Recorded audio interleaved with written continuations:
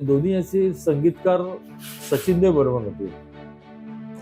तर त्याला सचिन नाव निवड आम्ही घेतलं. म्हटलं सचिन, तर माझं नाव कसं नितीन, बहिणीचं नाव सविता, त्याच्यानंतर अजित. तर तीन तीन अक्षर येतात म्हणजे सचिन येतं आणि हे पण ते जुळतं बरोबर. त्यामुळे आम्ही फिक्स करून टाकलं की हेच नाव सचिन, आणि अशा रीतीने आम्ही सचिन नाव ठेवलं. आणि ते आई वडिलांनी अप्रूव्ह केलं. आणि त्यांचा तो मोठेपणा की आम्हाला त्यांनी स्वातंत्र्य दिलं की तुम्ही निवडा. असं आमच्या घरचं वातावरण होतं. फ्रीडम हा त्यामधला महत्वाचा भाग होता वडिलांनी दिलेला. आणि हेच फ्रीडम आज सचिन पण म्हणतो की त्याला हे जे फ्रीडम मिळालं.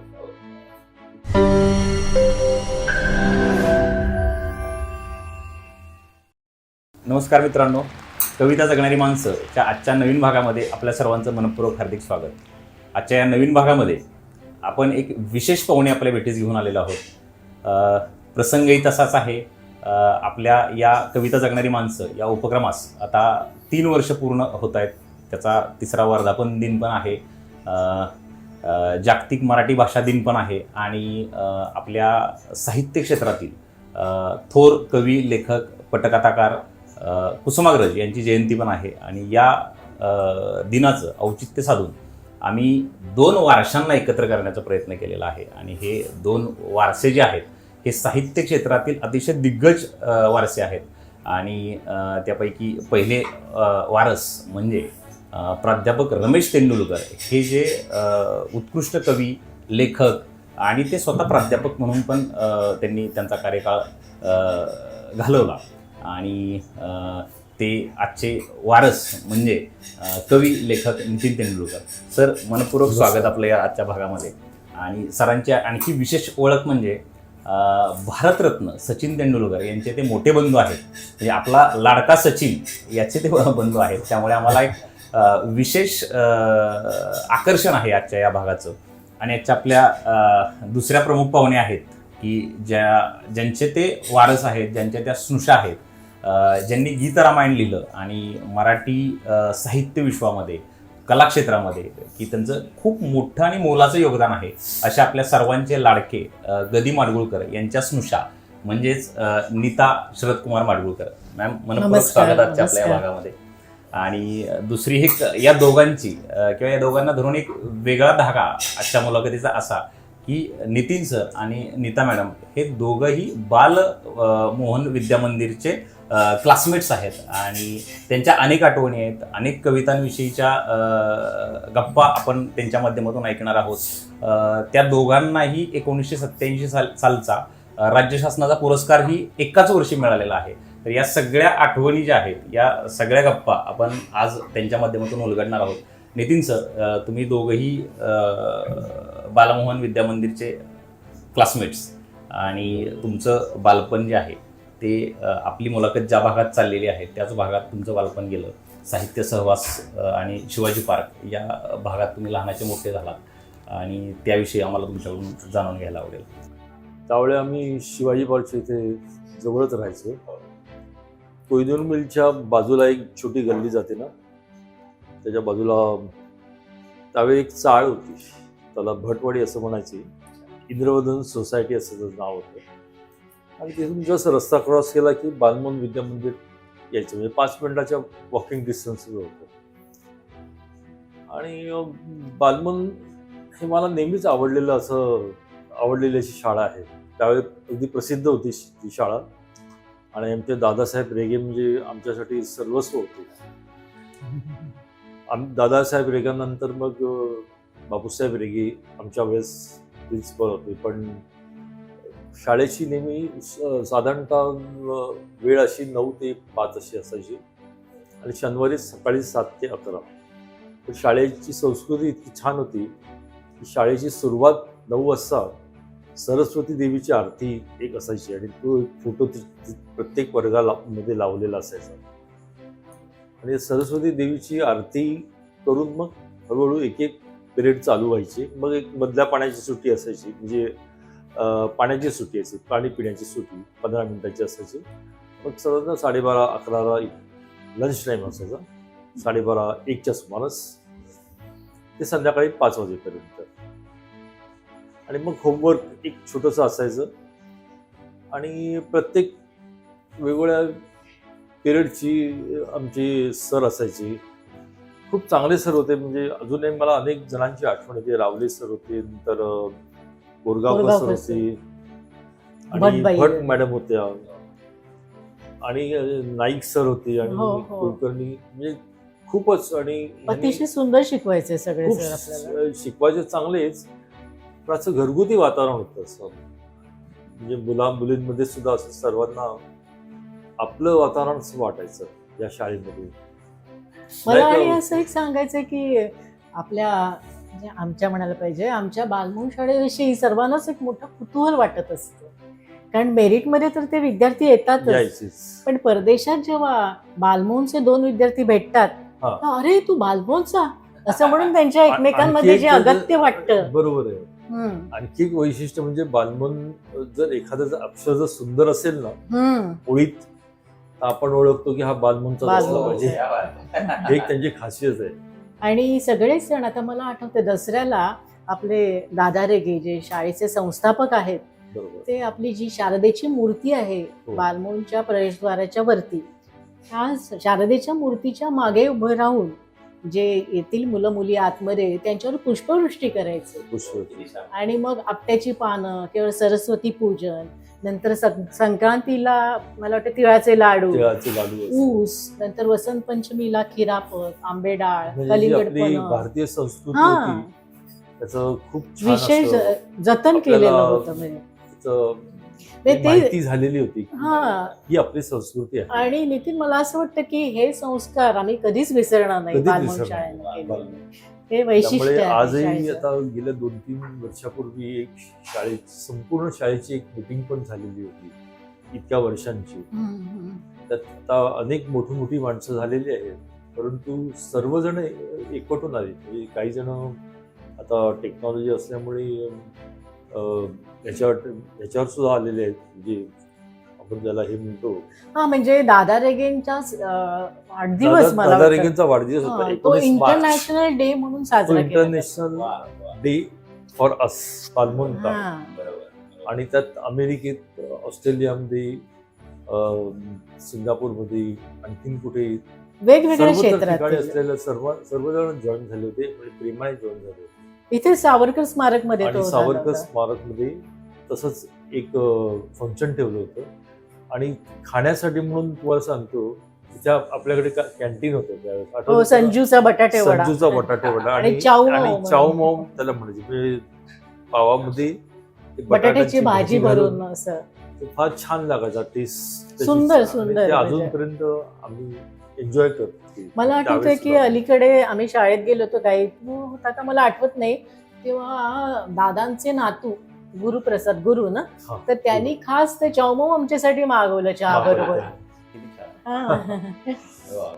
म्हणजे शाळेच्या आठवणी तर प्रत्येकाच्या खूप चांगल्या असतात आणि त्या शाळेच्या आठवणी ज्यावेळी येतात त्यावेळी आपण पुन्हा बालपणामध्ये हरवतो. तसंच काहीसा हा प्रसंग आहे. आता बालपणात ज्यावेळी तुम्ही रमता त्यावेळेस कविता हा सुद्धा प्रत्येकाच्या बालपणातला एक खूप महत्वाचा भाग असतो. कारण आपल्याला पाठ्यपुस्तकामधूनच ती कविता शिकवली जाते. कविता असते कशी, इथून ती त्याची बाराखडी सुरू होते. तुम्हाला आम्हाला असं ऐकायला मिळालं की तुम्हाला लहान वयातच कविता भेटलेली होती, सापडलेली होती. त्या तिथल्या कवितेविषयी ऐकायला आवडेल तुमच्याकडून. कवितेबद्दल मला लहानपणापासूनच एक आकर्षण होतं. आता मी तुम्हाला एक सहज म्हणून सांगतो की आपण मे महिन्याची सुट्टी वगैरे असायची, त्यावेळेस आम्हाला पुढच्या वर्षाची लिस्ट दिली जायची, म्हणजे हिंदी, मराठी, इंग्रजी, इतिहास वगैरे ही पुस्तकांची. त्याला कवर्स घालताना 7 जूनला हे चालू व्हायचं नाही का, शाळा चालू उघडायची आमची 7 जूनला. त्यावेळेस मी केवळ कुतूहलामुळे मी पद्य विभाग जो असायचा मराठीमधला, हिंदीमधला आणि इंग्रजीमधला, तो ते कवर्स घालण्याच्या आधीच वाचून टाकायचं. इतकी मला कवितांची ओढ होती लहानपणापासून. साहित्य नवनीत म्हणून होतं आपल्याला साहित्य पुस्तक नवनीत. मराठीच्या हो. विषयाला. अच्छा, तर ही अशी एक आवड होती, ती नैसर्गिक होती, म्हणजे लहानपणापासून. की आमची एक शेजारी आहे, नंतर ती एअर इंडियामध्ये हे झाली. तर एअर इंडियामध्ये आमची एकदा भेट झाली माझ्या मित्राच्या बरोबर. तेव्हा त्या मित्राला तिने माझी अशी ओळख करून दिली, म्हणे 5व्या वर्षापासून हा कविता लिहितोय. अक्षरशः गमतीत हे म्हणजे कवितेच्या नादी लागलेला मुलगा आहे तो. आई केरा कसरत त्याची असे काहीतरी खुरडलेली कागद शोधून काढायची आणि तिला दाखवायची आणि म्हणायची, बघ आमचा बाबा, मला बाबा म्हणायची कौतुकाने, बघ आमचा बाबा कविता छान लिहितो असं. आणि मला वाटतं सविता ह्याची बहीण जी आहे ना, ती ह्याच्या कविता जपून ठेवायची. हो हो हो, त्याच्यामुळे त्या व्यवस्थित राहिल्या, संग्रहित राहिल्या अशा. आणि मग तुमच्या बाबांना पहिल्यांदा कधी समजलं तुम्ही कविता लिहित आहे? कारण त्यांचा आणि तुमचा एक प्रसंग पण असा आहे की ज्यावेळेस तुम्ही MSc ला होता, म्हणजे कवितेने इतकं तुम्हाला झपाटलेलं होतं की त्या कवितेच्या वेळापायी तुम्ही MSc 1 वर्ष ड्रॉपबॅक पण झालेला होता. ती खूप पुढची गोष्ट. त्याच्या आधी वडिलांचं तसं आमचं मुद्दामून काही बोलणं असं नसायचं, पण माझ्यातील कवितेचा थोडासा एक गुण असतो, प्रत्येकामध्ये एक वेगळा गुण असतो तसा. आणि वडिलांनी हा लहानपणी हेरला होता आणि म्हणूनच साधना हे जे मासिक साने चालू गुरुजींचं. केलं होतं. त्याचे संपादक होते वसंत बापट आणि त्यांचा रौप्य महोत्सवी जेव्हा वर्ष होतं रौप्य महोत्सवी, त्यावेळी त्यांनी कुमार वयोगटातील 10, 12, 13 वर्षातील वयोगटातील मुलांसाठी कविता मागवल्या होत्या. तेव्हा माझ्या वडिलांनी मला कविता पाठव म्हणून सांगितलं. हे वडिलांचं काम. त्यांनी माझ्यातील ही वृत्ती ओळखली होती, पाठवली ती कविता अशी काही वेगळी खास नव्हती. त्या कवितेत म्हणजे एक गंमत होती की मी असा एका खोलीत जातो, तिथे बघतो भूत वगैरे असं, आणि मी घाबरून ती आठवतंय मला, कोट तुला म्हणून. आठवतंय? हो हो, आठवतंय चांगली. तर तिथून मग मी आजी भूत मागे लागलं म्हणून असं मी घाबरून येतो. मग आजी म्हणते, कुठे भूत आलं? मग आत्ता मी त्याला बघितलं तर काळा अर्धांड माणूस आहे, लाल डोळे आहेत, सुळे आहेत त्याला असे. तर आजी म्हणाली, बघूया कुठे आहे म्हणून. ती खोलीतला दिवा लावते, बघतो तर खुंटीवर टाकलेला माझाच तो काळा कोट असतो. तर अशी एक गमतीशीर कविता होती, पण ती यमकामध्ये वगैरे बसवलेली अशी कविता होती आणि ती पाठवली. वडील माझे पाठवली, चांगली आहे कविता, आणि ती त्यांनी सिलेक्ट केली. आता काव्यवाचन मुंबई मराठी ग्रंथ संग्रहालय झालं. इथे प्रिया तेंडुलकरनी फार अतिशय उत्तम कविता वाचली. नील आर्मस्ट्रॉंगने त्यावेळेस चंद्रावर पहिलं पाऊल टाकलं होतं. त्यावेळेस ती थोडीशी दुखावली होती कवी मनाने. म्हणजे आमचा हा लाडका चंद्र आमच्या कवींसाठी न सोडता एका माणसाने निर्दयपणे त्याच्यावर पाऊल ठेवा, हे किती दुःखदायक असं. पण तिने अतिशय सुंदर पद्धतीने ते म्हणजे अतिक्रमण वाचली. केल्यासारखं वाटलं अतिक्रमण. आपल्या कवी लोकांवरच्या भावनाशीलतेत. भावनांचं एकदम कवीला चंद्र, सूर्य सूर्य हे चांगले अगदी समुद्र, आपण प्यारे लोक, हे इतकं प्रिय असतं. म्हणजे इतकं लिहिताना प्रिय. ते आपल्याला कुठेतरी त्याच्यावर येतं. यांनी आक्रमण करावं हे आम्हाला रुचलं आवडलं नाही, रुचलं रुचलं नाही. नाही. तिने ती कविता छान वाचली, माझी पण मी वाचली. आणि दुसऱ्या दिवशी त्यावेळेस पेपर एकच यायचा आमच्याकडे, मराठा यायचा. आणि त्यावेळेस मीडिया पण फार नव्हता, TV पण नव्हता. तर लोक एक पेपर वाचायचे. तर दुसऱ्या दिवशी पेपरमध्ये आमच्या दोघांची नावं, प्रिया तेंडुलकर आणि माझं, अशी 2 नावं त्यांनी विशेष चांगल्या कविता वाचल्या म्हणून आली होती. तेव्हा आम्हाला असं वाटलं स्वर्ग ठेंगणा झाला. थिटा झाला स्वर्ग अगदी. याच्यातून मग एक प्रकारचे आपल्या आणि अवदान वयाने निर्माण खूप होतं. लहान होता ना तेव्हा तो, हा. त्यामुळे. नील आर्मस्ट्रॉंग 69 साल 69 सालची गोष्ट. आम्ही शाळेतच होतो तेव्हा त्यावेळेस आम्हाला मी आठवतं. साधारणतः आणि त्यांचा शिवाजी पार्कला ते आले होते सगळे, चांद्रवीर. चांद्रवीर. हो, माझ्या आठवणीनुसार, कारण आमचं घर शिवाजी पार्कच्या समोरच होतं ना, त्यामुळे आम्ही पाहायला गेलो होतो त्यांना. किती छान आठवण आहे ते सगळं. छान. तिथून ती कविता खऱ्या अर्थानं तुम्हाला ती सुरू झाली त्यावेळेस. मी कविता लिहायचो आणि सुरुवातीला मी वृत्तबद्ध कविताच लिहायचो. आणि माझी अशी समजूत झाली होती की ह्यालाच कविता म्हणतात. आणि मी बालकवींचा वेडा होतो. मला ते हरित तृणाचे हिरवे हिरवे गार हिरवे गार गार गालीचे ही ह्या कविता मला खूपच आवडायच्या. आणि त्यांची जी कल्पना जी होती की संध्या राणी, म्हणजे संध्याकाळला ते संध्या राणी असे, उषा देवता, उशेची लाली, अशा काहीतरी कल्पना मी रूपकात्मक असं. रूपकात्मक मी पण तशाच पद्धतीने कविता लिहायचो. आणि मला असं वाटायचं की ह्यालाच कविता म्हणतात. आणि तशा मी बऱ्याच कविता लिहिल्या. ती वही हरवून गेली नंतर. तर नाही, माझी लहानपणची एक सांगते की तुझी वयाच्या 5व्या वर्षापासून मी कविता करायला सुरुवात केली होती खरं तर. आणि सर्वसाधारणपणे बाहुली या विषयावर त्या वयात आपण लिहितो तशी कविता होती ती.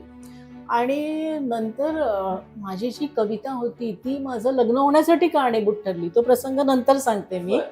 आणि दुसरी एक आठवण म्हणजे चतुरंग म्हणून जी संस्था आहे, नामांकित संस्था आहे, त्याची त्रिवेणी म्हणून काव्य स्पर्धा असते असं आपण म्हणू.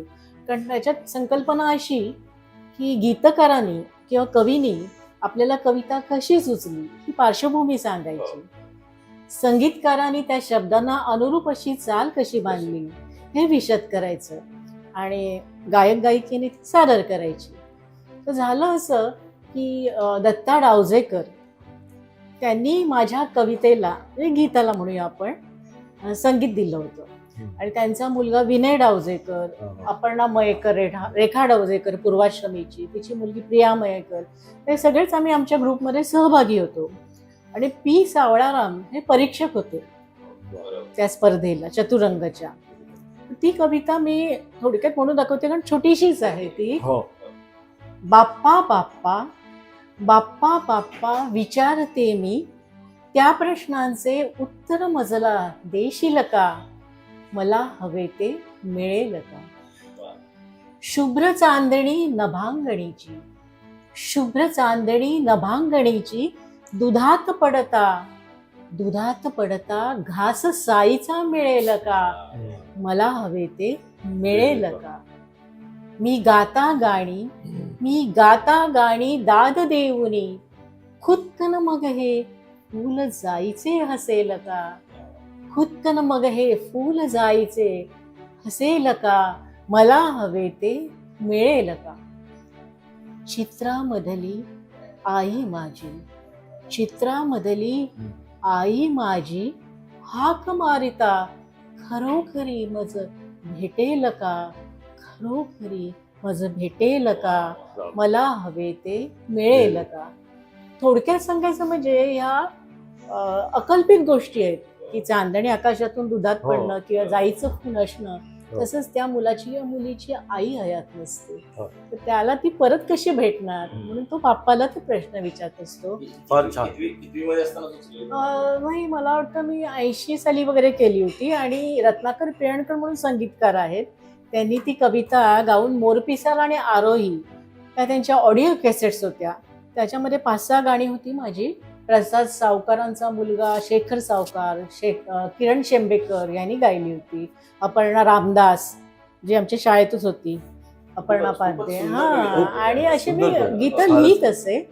पण नंतर काय झालं, मी जेव्हा गदिमांची सून झाली तेव्हा मला त्या प्रश्नाकडे येणारच होतो मी की तुम्ही स्नुषा कशा झालात गदिमांच्या. काहीतरी मला वाटतं तुमची एक आकाशवाणीची मुलाखत. नाही, काय झालं की आकाशवाणीवर खूप दिग्गज मंडळी आम्हाला भेटायची. तर मुकुंद नाईक म्हणून जे निर्माते होते त्यांची पत्नी ज्ञानदा नाईक जी किशोर मासिकाची संपादिका, तर तिने मला प्रपोज केलं. कुमार हा तिचा चुलत भाऊ, कारण ज्ञानदा ही व्यंकटेश माडगुळकर काकांची मुलगी.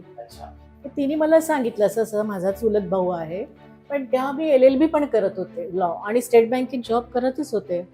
पण फारसा लग्नाचा असा माझा विचार नव्हता. पण नंतर असं घडलं की मराठा मंदिरमध्ये त्यांनी आमची भेट घडवून आणली. नकळच मला माहित नव्हतं कुमार येणार आहे वगैरे, शरद कुमार माझ्या पतीचं नाव.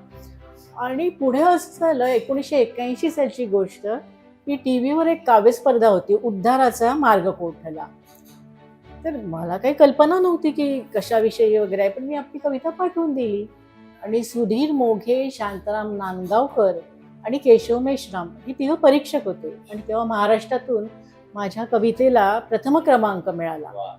आणि स्टेट बँकेत मी होतेच तेव्हा, त्यामुळे त्या कवितेचा लाईव्ह प्रोग्राम जेव्हा होता तेव्हा कन्सेशन घेऊन मी त्या टीव्हीच्या प्रोग्रामला गेले शूटिंगसाठी. आणि ती जी कविता 3 परीक्षक आमचे मगाशी सांगितले ते आणि आम्ही विजेते अशी सादर केली गेली. ती कविता माझ्या सासूबाई विद्याताई माडगुळकर आणि कुमार आणि आमची फॅमिली कुटुंबीय माडगुळकर यांनी पंचवटीत पुण्याला पाहिली.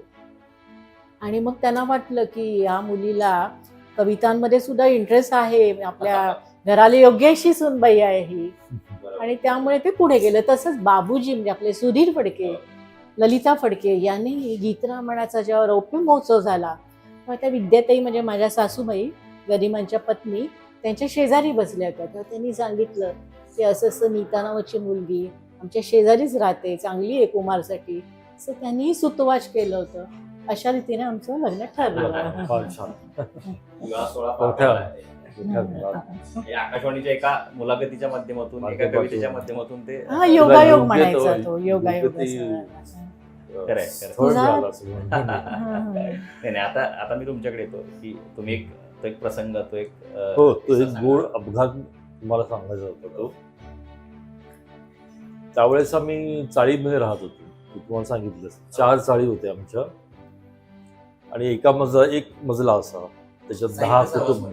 नाही नाही नाही, हे इंद्रवदन सोसायटी म्हणून होती, त्याला बदपडे म्हणतो, कोयनूर मिलच्या बाजूला शिवाजी पार्कलाच आहे शिवाजी तो पार्क. एरियामध्ये. ती चाळ होती त्यावेळेस. त्याच्यानंतर मग आम्ही साहित्य संस्थेमध्ये आलो. पण मी 11वी पर्यंत इथेच होतो. तिथे आम्ही मध्ये असं चाळी असल्यामुळे ते पूर्वीच्या ते बिल्डिंगचं जे सिमेंट कॉन्क्रीट जंगल नव्हतं, ते मध्ये पटांगण होते आणि त्यामुळे त्याचा एक फायदा असा झाला की आम्ही सर्व प्रकारचे खेळ खेळलो लहानपणापासून.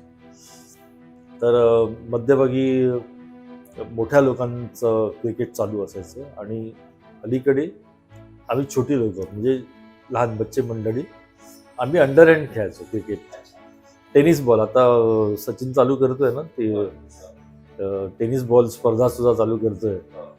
तर त्यावेळेस आम्ही टेनिस बॉलवर खेळायचो. त्यावेळेस त्या खेळून आलं. ती क्रिकेट एक मला खूप आवडायचं. क्रिकेट माझं दुसरं पॅशन म्हणता येईल. अगदी खूप आवडायचं. म्हणजे मी अगदी शाळेच्या शेवटच्या पिरियडला अस्वस्थ असायचो की कधी एकदा घरी जातो आणि क्रिकेट खेळायला चालू करतो. मी इव्हन समोरच्या बिडीवाल्याकडे बिडी नाही प्यायचो, पण त्याच्याकडून ते हे घ्यायचो, च्युइंगम घ्यायचो. कारण त्या च्युइंगमच्या आतमध्ये एक कलरचा स्टॅम्प असायचा छोटासा. त्यात डॉन ब्रॅडमन पासून ते सुनील गावस्कर यांच्यापर्यंतचे फोटो असायचे आणि कधी कोणाचा येईल ही उत्कंठा मला असायची. तो घेऊन मी त्याचं अल्बम केलेला होता आणि मग संध्याकाळी खेळायला खाली जायचो. मग खेळून आल्यानंतर आम्ही शिवाजी पार्कला एक राऊंडवर मी येऊन वर बसायचो. मी तेवढा गप्पांमध्ये वगैरे सामील जास्त व्हायचं नाही. मी घरी आलो आणि असा एकदा बसलो संध्याकाळी. पलीकडच्या कौलावरून सूर्याची किरण अशी येत होती, सोनेरी सुंदर अगदी वातावरणाचं. अंग सुद्धा असं खेळून असं रक्त अगदी ताजं तवानं होतं. आणि वडिलांची ज्यावेळी संध्याकाळचं कॉलेज होतं आणि त्यांची गडबड चालू होती, तयारी चालू होती शाळेत जाण्याची. बराबर केस विचारत होते, इकडे पुस्तक गोळा करून घाई गडबडीत ते सहसा घाई गडबडीतच निघायचे. तर तसे ते निघाले आणि एक पुस्तक त्यांच्या हातातून पडलं. हाच तो गोड अपघात. पुस्तक कुठचं होतं ते गेल्यानंतर मी आपलं मी तेवढा त्यांची गंमत बघत होतो. पण ते पुस्तक नंतर पडल्यानंतर मी ते सहज म्हणून उचललं. तर ते पुस्तक होतं विंदा करंदीकर, मंगेश पाडगावकर आणि वसंत बापट हे 3 जण काव्य वाचन करायचे. त्यांच्या निवडक कवितांचं ते प्रिंटमध्ये छापलेलं पुस्तक होतं आणि त्यांचे फोटो होतं. म्हणजे सुरुवातीला वसंत बापटांचा फोटो होता, त्यांच्या कविता, निवडक कविता. मग मंगेश पाडगावकरांचं होतं मग निवडक कविता. मग शेवटी विंदा करंदीकर त्यांच्या निवडक कविता. ते सगळं प्रिंटमध्ये होतं. ते मोत्याच्या दाण्यासारखी ती सुंदर अक्षरं आणि तिची अर्थपूर्ण अशी भाषा. त्या छंदोबद्धही होत्या असं नाही, तर मुक्तछंदातल्या पण होत्या. तर उदाहरणार्थ करंदीकरांच्या काय माझ्या मना बंद गड, भुकेने तडफडणारी मानाशिवाय, अन्नाशिवाय, कपड्यांशिवाय जगणारी माणसं बघू नको डोळे शिव, दाब कर विसर यांना, दाब कर माझ्या मना बंद कर. थकवून जायचं. म्हटलं अरे हे विषय सुद्धा कवितेत असतात, म्हणजे आपल्या रोजच्या जीवनातले विषय आहेत. किंवा मंगेश पाडगावकरांचं माणसांच्या गर्दीत मी माणूस शोधतोय, वा वा अशी वा. एखादी सुंदर, ओळख मला एकदम विलक्षण वाटायची. म्हटलं किती सुंदर वाक्य आहे, माणसांच्या गर्दीत मी माणूस शोधतोय. सुंदर. किंवा तुमची मुंबई तुमची आली, ते प्रवास करत असतात आणि ते हिरव्या रानांमधले ते पोपट आणि हे बघत त्यांच्या कल्पनाशक्तीने गेले असतात. मुंबई येथे लोक उतरतात आणि मुंबई तुमची आली, माझी नाही आली अजूनही त्या प्रवासात आहे, म्हणजे त्या धुंदीच्या. हे मला काहीतरी असं वेगळं वाटायचं. म्हटलं हे वेगळं आहे आणि हे माझं पण आहे, कारण माझ्या मनाची वृत्ती पण अशी आहे. किंवा वसंत बापटांचं तुम्ही घ्या की भव्य हिमालय तुमचा आमचा, तुमचा पण आहे आमचा पण आहे, भव्य हिमालय तो सर्वांचंच आहे, देशाचा आहे आपल्या. केवळ माझा सह्यकडा, सह्यकडा फक्त माझ्यासाठी, शिवाजीचा. आपल्याला कविता असं होती काहीतरी किंवा- आलं ना की मी भारावून गेलो. मला पंख फुटले त्या दिवशी. वा. अंधार झाला होता त्यावेळेस. आश्चर्य म्हणजे कोणी डिस्टर्ब नाही केले, कारण चाळीत कोणी घरात कोणाच्या येतं जातं, गडबड असते, हे असते. आश्चर्य म्हणजे त्या संध्याकाळी कोणी मला डिस्टर्ब नाही केलं. मी असं उंच गेलो अगदी मनाने, अगदी त्या उंच नितळ शांत अशा काळोखात गेलो आणि वरून मी हे सर्व विश्व, अथांग विश्व बघत होतो आणि मला एक निश्चित दिशा सापडली होती. हे सारं मला व्यक्त करायचं वा वा, छान, आणि ह्यासाठी सुंदर. मला कवी व्हायचंय. ती 11वी दिशा म्हणता येईल याला. क्या बात आहे, ती मला नाही का? सापडली. फारच सुंदर. आणि मला असं वाटलं की हे मला जन्मभर पुरेल, कारण आपलं आयुष्य जे जगणार आहे ते व्यक्त करायला, म्हणजे आपण कितीतरी विषय असतील असे, हेच कशाला, आणि अशा पद्धतीने कविता होऊ शकते ह्याचा मला त्या दिवशी शोध लागला. आणि मनातल्या मनात आत कुठेतरी एक निश्चय झाला की मला कवी व्हायचंय. हा तो गोड अपघात होता, फारच सुरेख हा तो अनुभव. गोड अपघात होता. आणि त्यानंतर मात्र त्यानंतर मी अर्थात सायन्सला गेलो, मी ते विसरलो हळूहळू. पण तसं होणं नव्हतं. ते सायन्स नंतर पण काय झालं की BSc नंतर मी खरं म्हणजे विसरून गेलो ऍक्च्युली कवितेबद्दल. पण BSc नंतर नेमके त्यावेळी टीव्ही आला. आता टीव्ही आला होता, तर वृत्तपत्र होतंच पण टीव्ही आला होता बाजूला. तर वृत्तपत्रांची संख्या थोडी वाढली होती, पण टीव्ही आल्यावर टीव्हीकडे लक्ष. पण टीव्हीकडे एकच चॅनल असायचं, सह्याद्री दूरदर्शन मराठी, आमच्या बातम्या नेहमीच. वगैरे. सगळं मुंबईत तेच बघायचं. तर त्यांची एक हे आली जाहिरात. त्यावेळेस स्वातंत्र्याला 30 वर्ष झाली, 77 साल, 77, येस. तर स्वातंत्र्य ह्या विषयावर कविता लिहायची. तर विषय देऊन कविता लिहिणं हे काय खरं नाही, मला ते पटणार नव्हतं. पण माझी बहीण आणि तिच्या काही मैत्रिणी, त्यांना कळलेलं होतं की मी कवितावर लिहितो आणि टीव्हीचं आकर्षण वेगळंच ना, त्याचं वलय. ते माझ्या मागे लागले, तू लिही काय ते लिही. आणि आम्ही BSc वगैरे सगळं करून रिझल्टची वाट बघत होतो. भटकायचं सगळं. 11 जणांचा आमचा एक मित्रांचा ग्रुप, टीमच होती आमची, क्रिकेट टीम. आणि भटकायचं इकडे तिकडे. एकदा आपलं ते हाजी अलीच्या इथे बस स्टॉपवर आम्ही उभं होतो आणि माझ्या डोक्यात ती स्वातंत्र्याची मध्यवर्ती कल्पना काय, हा एक मूलभूत प्रश्न डोक्यात आला. म्हटलं ह्याची पण कविता होऊ शकते. काय असेल स्वातंत्र्याची मध्यवर्ती कल्पना. एवढीच ओळी येऊन गेली. त्याच्यानंतर 2 दिवसांनी मात्र घरात ते सगळे जेव्हा गेली 10 वाजता, तेव्हा काय झालं मला माहित नाही, पण ही ओळ मला परत आठवली. मी लगेच एक कागद घेतला आणि संपूर्ण ती कविता एक टाकी लिहून काढली. स्वातंत्र्याची मध्यवर्ती कल्पना काय अशी चौकशी करत मी आजकाल झोपडपट्टीतून प्रवास करतो.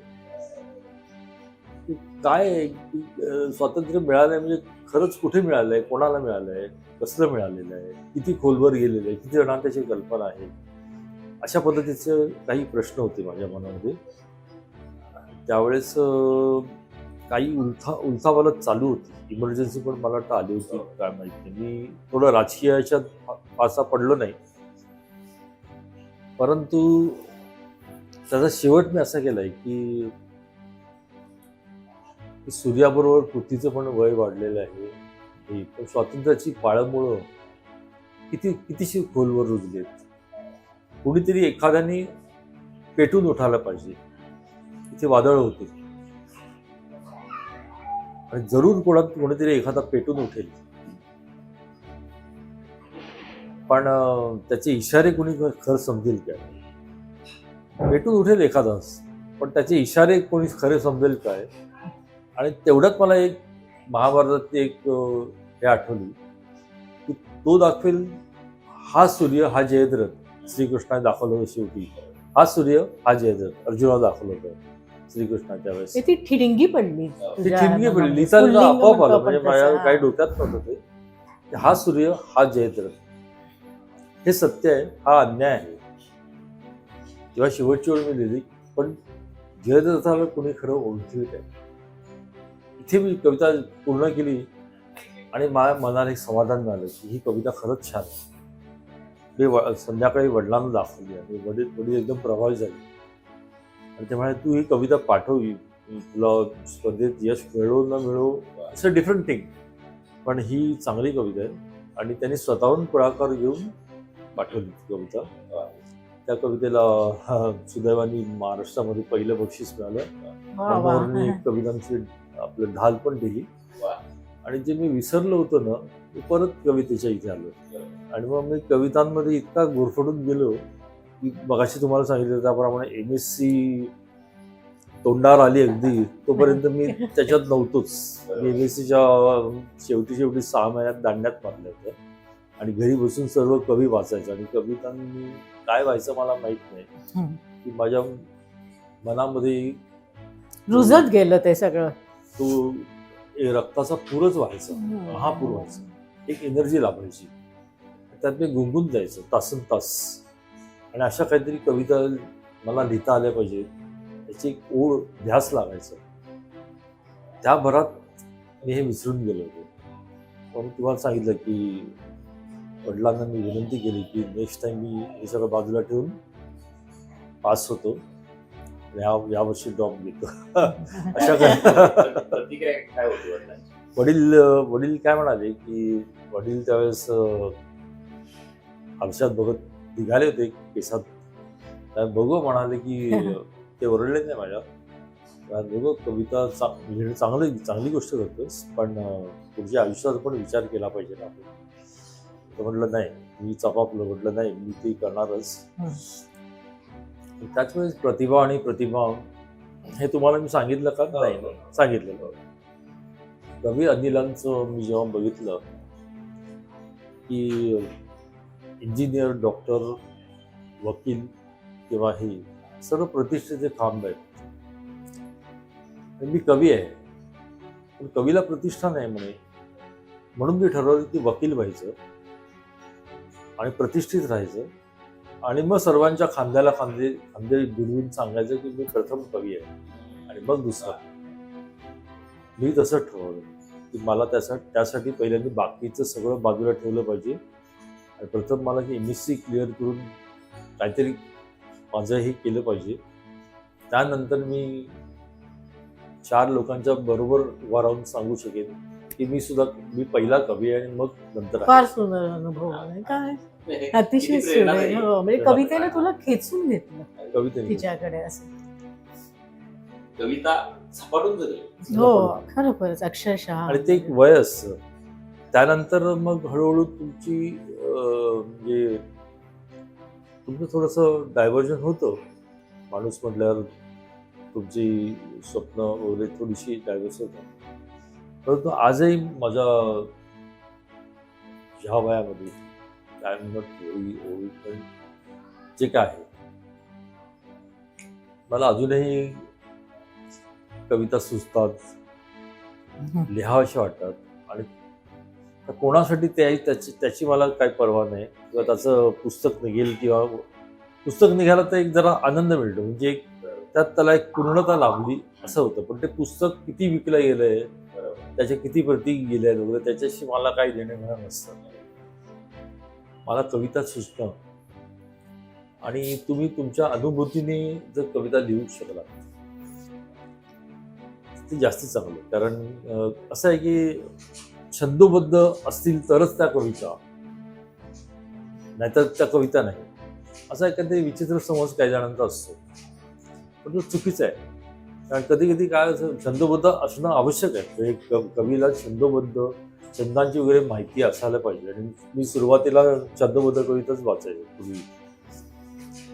परंतु तुमचा अनुभव जर असा असेल की जो त्या पर्टिक्युलर मीटरमध्ये नसेल बसत, तर ते सर्व तोडता आलं पाहिजे तुम्हाला. पण त्यासाठी तुम्हाला छंदांचे नियम वगैरे सगळे, मात्रा, हे ते, याचे सगळे नियम तुम्हाला माहिती पाहिजे. मग तुम्ही जे मुक्त छंद लिहितात त्यामध्ये सुद्धा ती कवितेचा एलिमेंट असतोच. उलट जास्त प्रभावीपणे तुम्हाला मांडता येतो, मांडताय. बंधन येत नाही त्याच्यामध्ये. बंधन येत नाही. मात्रांना. हा, अगदी बरोबर. ते तुमचं सेल्फ एक्सप्रेशन आहे आणि त्यातून ते मिळणारं स्वातंत्र्य तुम्हाला मिळतं. तर ही बंधनं जर त्याच्यात जखडून घ्यायचं एक बंधन ठेवलं, एक सांगाडा तयार होतो. म्हणजे कवितेसारखा दिसणारा सांगाडा तयार होतो, पण त्यात कविता नसते. तुम्ही तो प्रयोग करता वेगळ्या पद्धतीने, पण त्या मीटरमध्ये बरोबर बसून हे परंतु ती कविता असते तसं नाही. कविता ही आपोआप तिचं रूप घेते जेव्हा ती तुमच्या संवेदनशील मनामध्ये तुमची विचार प्रक्रिया चालू असते. त्यातून विकार निर्माण होतात.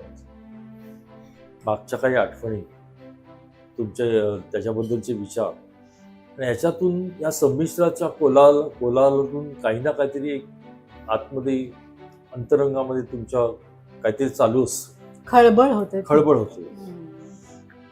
आणि पण ती तुम्हाला व्यक्त करायला त्याचं माध्यम असतं शब्द हे अतिशय महत्वाचे. आणि त्या शब्द जर योग्य सापडला नाही तर त्या कवितेला बाहेर यायला वाव मिळत नाही. ते शब्द कवितेमध्ये सर्वात महत्वाचे असतात. कारण तुम्हाला एक उदाहरण म्हणून सांगतो की बालकमची एक कविता आहे. मला त्याचे वर्डिंग, मला कविता पाठ नसतात त्यामुळे सांगतो की कसे हाकू मी जीवनाचे हे दुबळे तारू.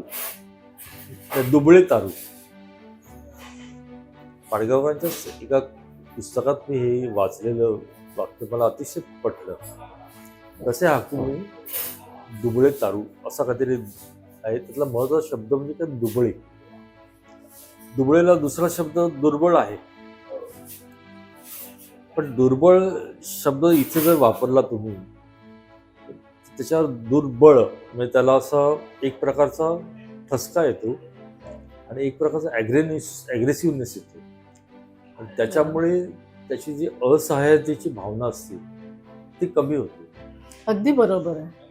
पण इथे जर तुम्ही दुबळा शब्द वापरला तर ती असहाय्यतेची भावना अधिक दृढ होते. त्यामुळे कवितेमध्ये तुम्ही जेव्हा एखादा शब्द वापरता तर फार तुम्हाला निवडावं लागतं, त्यासाठी कष्ट घ्यावे लागतं. आणि त्या ओळींची रचना सुद्धा तुम्हाला इव्हन काही ओळींमध्ये सोडून देणं, सूचकता निर्माण करणं आणि वाचकांवर ते सोडून देणं, ह्या महत्वाच्या प्रक्रिया कवितेच्या निर्मितीमध्ये आहेत. आणि त्याचं स्पष्टीकरण दिलं तर त्यात गेली ना. कारण ती कविता एकदा बाहेर आपण सोडली की ती प्रत्येकाला वेगवेगळ्या पद्धतीनं ती कनेक्ट होते. जो तुमचा भाव असतो एक कवी म्हणून लिखाणाचा, तो तसाच उमटेल असं नाहीये. तुम्हाला बरोबर सासरी गेली अगदी असा त्याचा अर्थ झाला तिथे. बरोबर. आणि मला आठवतं मंगेश पाडगावकरांनी असं एके ठिकाणी विशद केलं होतं की त्यांनी, म्हणजे मी असं म्हणते, त्यांनी असं म्हटलं की मला जे व्यक्त व्हायचं होतं ते फक्त मी कवितेतूनच व्यक्त व्हायचं असं अगदी ठरवलं. खरं. इतर मी सगळी साधनं किंवा माध्यमं बंद केली बंद केली. आणि तेव्हा त्यांची अभिव्यक्ती अधिक समर्थपणे व्हायची. ते पाडगावकरांनी सांगितलेलं मला आठवतं. आणि मला राज्य पुरस्काराचा प्रसंग आठवतो. नितीनला आणि मला योगायोगानं 87 साली एकाच वेळी राज्य पुरस्कार मिळाला. आणि मला आठवतंय की सचिन अगदी छोटा होता तेव्हा. नितीननी कुमारला म्हणजे माझ्या नवऱ्याला आणि मला हाक मारली आणि सचिनची ओळख करून दिली. अक्षरशः तो बर्म्युडा छोटा असा आला होता. कारण 89ला काहीतरी 87ला पुरस्कार मिळाला आणि 89ला त्यांचा डेब्यू झाला. बरोबर. आणि नंतर मग मी नितीनची लोकप्रभासाठी मुलाखत घेतली होती. अच्छा. लोकप्रभा साप्ताहिकासाठी. आणि तो एअर इंडियात होता. आणि अजित वाडेकर जे आपल्या भारतीय क्रिकेट संघाचे माजी कप्तान, ते आमचे बॉस होते, जनरल मॅनेजर पब्लिक रिलेशन्स डिपार्टमेंटला. तर मुलाखत घेतल्यानंतर मी नितीनला म्हटलं चल आपण वाडेकर सरांना भेटून येऊ. म्हणून मी आत घेऊन गेले आणि तेव्हा सचिन उभरता हुआ होता ना, म्हणजे नुकतंच त्याचं पदार्पण आणि खूप गाजत होतं ते. आणि वाडेकर सर मला वाटतं तेव्हा कोच किंवा काहीतरी चांगले मॅनेजर वगैरे मोठ्या पदावर होते क्रिकेट संघाचे. आणि त्यांनी असं नितीनची फिरकी घेतली. काय मग तू एअर इंडियात आहेस, मग उडता उडता पण हवेमध्ये कविता करतोस की काय? आणि निघताना नितीनला त्यांनी छानसा सुंदरसा सोनेरी टोपणं असलेला पेनसेट दिला. निघताना भेट म्हणून दिला. ही आठवण मला आठवते. आणि आमच्या राज्य पुरस्काराचा जो सोहळा झाला, आता गदिमा काही आमच्या लग्नाच्या वेळेला हयात नव्हते, पण व्यंकटेश माडगुळकर ज्यांच्या तुम्हाला माहीतच आहे मोठे साहित्यिक आहेत, तर ते हजर होते. तर कविवर्य वसंत बापटांनी मुद्दाम त्यांना कोपरखळी दिली. हो काय माडगुळकर, तुम्ही सरकार दरबारच्या समारंभांना हजर राहत नाही ना, उपस्थित राहत नाही? तर ते म्हणाले, मी शेजारीच उभी होते. तात्या, मी व्यंकटेश माडगुळकरांना व्यंकटेश तात्या म्हणायचे सगळे. तर त्यांनी माझ्याकडे बघत मुद्दाम वसंत बापटांना सांगितलं की माझ्या सुनबाईंना आज पुरस्कार आहे म्हणून मी इथे आलेलो आहे. ही मला अविस्मरणीय आठवण वाटते. व्यंकटेश माडगुळकरांचं माणदेशी माणसं, बनगरवाडी, त्याच्यावर चित्रपटही निघालेला आहे. आणि गदिमांनी मॅजेस्टिकचं जे ललितचा दिवाळी अंक निघतो त्याच्यासाठी वात्रटिका केलेल्या आहेत. त्या कोणाला फारशा माहिती नाही आहेत. तर म्हणजे मी त्या नाही आहेत. पहिल्यांदा मी वाचून दाखवते. पु ल काका म्हणजे पु ल देशपांडेंविषयी त्यांनी असं लिहिलं होतं गदिमांनी. वात्रटिका आहे ती. पाया पडती राजकारणी, पाया पडती राजकारणी, करणी ऐशी थोर, मराठीत तू बिनदाडीचा रवींद्रनाथ टागोर. नंतर कविवर्य मंगेश पाडगावकर त्यांच्याविषयी असं लिहिली ती वात्रटिका. तुझ्या वाचने काव्याचं अवघे, तुझ्या वाचने काव्याचं अवघे, वीर रसात्मक झाले, घेऊ दजती इज्जत कैसी, लिज्जत पापडवाले. नंतर गोनी दांडेकरांची एक आहे. चाले त्याचे दैव चालते, चाले त्याचे दैव चालते, चढतो त्याचे चढते, कारण ते गड चढायचे ना. चढतो त्याचे चढते, माळ तुळशीची आणिक दाढी, माळ तुळशीची आणिक दाढी, कोठे कोठे नडते. नंतर दुर्गाबाई भागवतांविषयी लिहिलेलं आहे त्यांचा आणि थोडं वाद झाला होता नंतर. तर दुर्गाबाई भागवतांविषयी एक लिहिलेली वात्रटिका.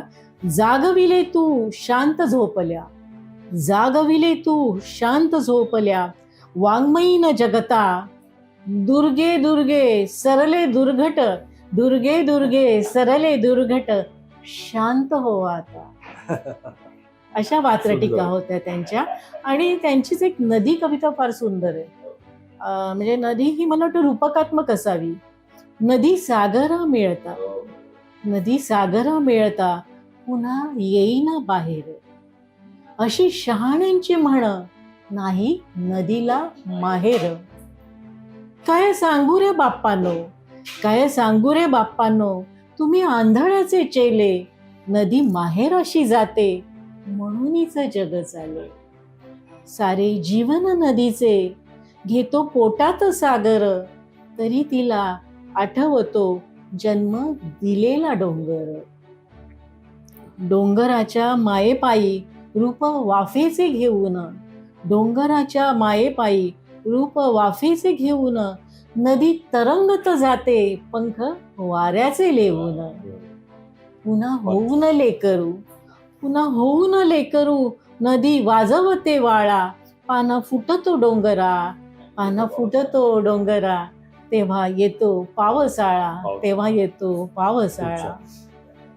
ही सुरवात जोशींनी खूप सादर सुंदर केलेली सादर आहे. केली. खूप जोरात ती व्हायरल महाराष्ट्रावर झाली चालली ती आहे. याच्यावर. नंतर एक हे कवितेचा सुद्धा जन्म याच्यातूनच त्यांनी सांगितलेला आहे. बस किती छान.